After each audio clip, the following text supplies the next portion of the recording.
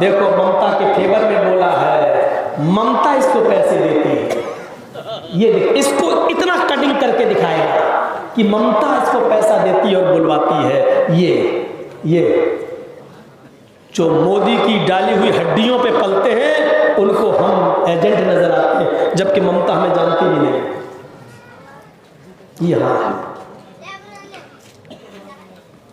तो बड़ी गंदी मीडिया होती है। अभी भी किसान 29 आदमी मर गए बेचारे किसान, 29 ठंड की वजह से।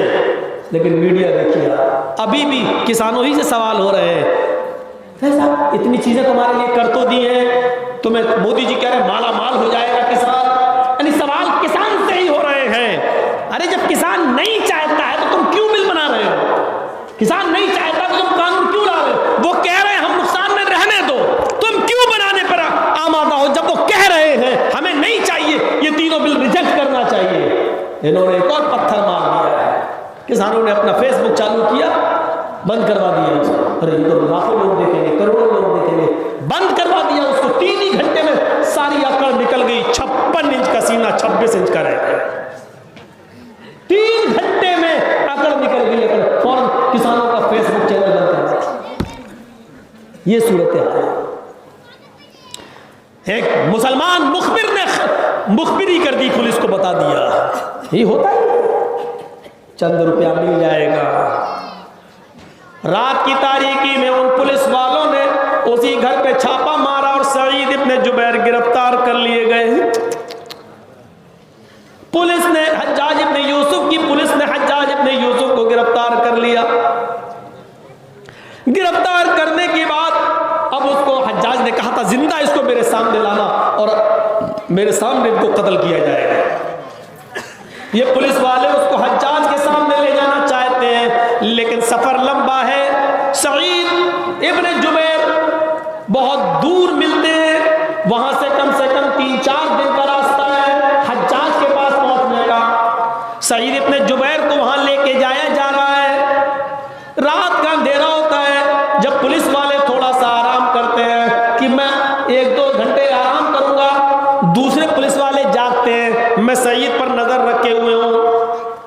कहीं जब थक जाते हैं तो सईद इब्न जुबैर देखते हैं कि पुलिस वाले आराम करने लगे हैं, तो ये वुजू बनाते हैं और नमाज पढ़ना शुरू कर देते हैं, क्योंकि सईद इब्न जुबैर को मालूम हो चुका अब हज्जाज इब्न यूसुफ हमें कत्ल कर देगा, अब मैं बचूंगा नहीं। ये नमाज पढ़ते हैं, दिन में रोजा रखते हैं, 5 वक्त की नमाज पाबंदी से पढ़ रहे हैं और रात में तहज्जुद की नमाज भी पाबंदी के साथ पढ़ रहे हैं। पुलिस वालों के साथ बहुत अच्छा अखलाक से पेश आ रहे हैं। इन पुलिस वालों को रहम आ गया।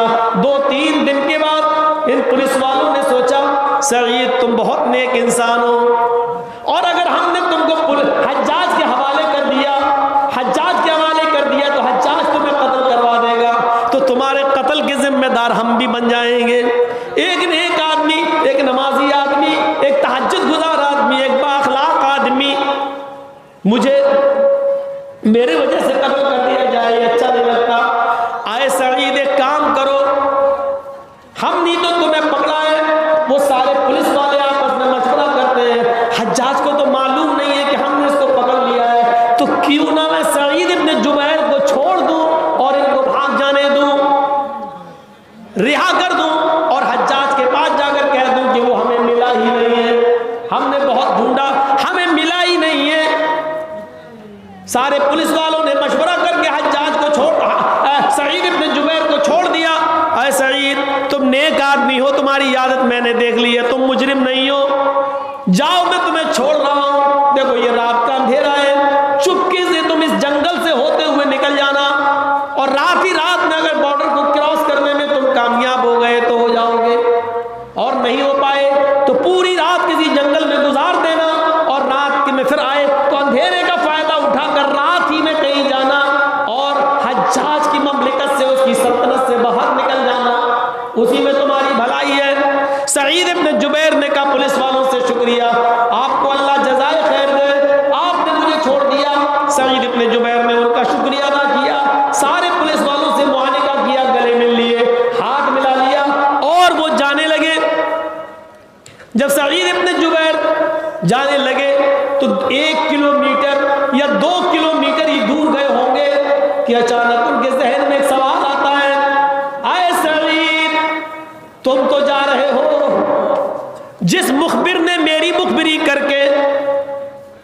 पुलिस वालों को बता दिया कि मैं किसके घर में छुपा हूं। उस मुखबिर को अच्छी तरीके से मालूम है कि मैंने जब बताया है तो पुलिस वालों ने सईद को गिरफ्तार कर लिया है।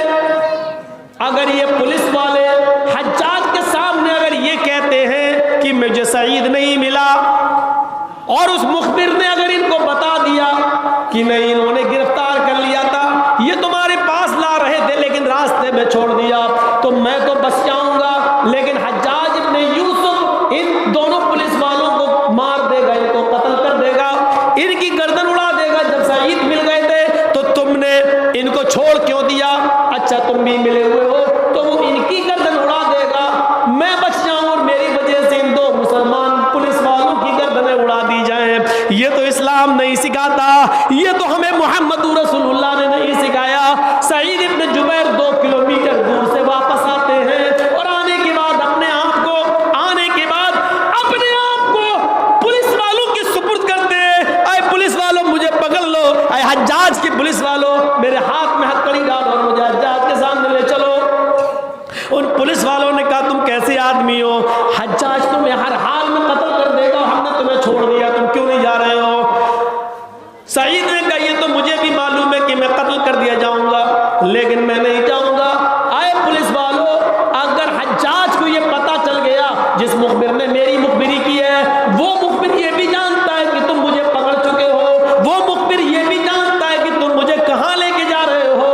अगर उसने हज्जाज को बता दिया कि इन दोनों पुलिस वालों ने मुझे छोड़ दिया है पकड़ने के बाद, तो मैं तो बच जाऊंगा और तुम्हें कत्ल कर दिया जाएगा। मुझे ये पसंद नहीं कि मैं बच जाऊं और मेरी जगह पर तुम कत्ल कर दिए जाओ। ये ना मेरे इस्लाम का तकाजा है, ना ईमान का तकाजा है। पुलिस वालों ने कहा आप जाइए, हम बहुत कुछ झेल लेंगे और झूठ की इंतहा कर देंगे कि हमें मिला ही नहीं, मुखबिर झूठ बोल रहा है, उसके पास कोई सबूत तो है नहीं, हम झूठ बोल देंगे। सईद इब्ने जुबैर ने किसी कीमत पर नहीं माना कि नहीं, उस तक ये खबर पहुंच ही जाएगी और मेरी जगह पर तुम कत्ल कर दिए जाओगे, मेरी जगह पर तुम मारे जाओ, ये मुझे पसंद नहीं। बहरहाल वो पुलिस वाले मजबूर हो गए और उन लोगों ने सईद इब्ने जुबैर को हज्जाज के सामने पेश कर दिया। लीजिए मैंने इनको पकड़ कर आपके सामने पेश कर दिया। हज्जाज ने उनको अपने सामने खड़ा करवाया, आखिरी तमन्ना पूछी, उन्होंने कह दिया मुझे 2 रकात नमाज पढ़ना है। नमाज पढ़ने के बाद दुआ मांगी और दुआ मांगने के बाद वो अपने आप मैदान मक्तल चले गए जहां उनको कत्ल होना था। चर्मी खून जिसमें चमड़े पर डाला जाता है, उस चमड़े को बिछा दिया गया। हज्जाज इब्ने यूसुफ के सामने उनके हाथ पीछे से बांध दिए गए और सईद इब्ने जुबैर की गर्दन को नीचे लटका दिया गया है, घुटनों के बल लिटा दिया गया है, थोड़ी सी गर्दन झुका दी जाती है और हज्जाज इब्ने यूसुफ का जल्लाद आता है और हज्जाज इब्ने यूसुफ के सामने सईद इब्ने जुबैर की गर्दन उड़ा दी जाती है, उनको कत्ल कर दिया जाता है। ये पूरा वाकया बयान करने का मेरा मकसद सिर्फ ये है कि सईद इब्ने जुबैर ने अपनी जान दे दी, लेकिन अपने 2 मुसलमान पुलिस वालों को अपनी खातिर मरने नहीं दिया।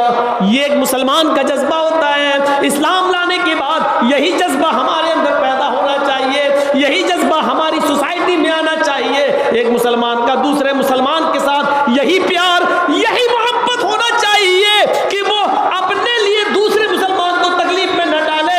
अल्लाह के नबी सल्लल्लाहु अलैहि वसल्लम ने फरमाया अल मुस्लिमु मन सलिमल मुस्लिमून मिन लिसानिही व यदिही, मुसलमान तो वो है कि जिसकी ज़बान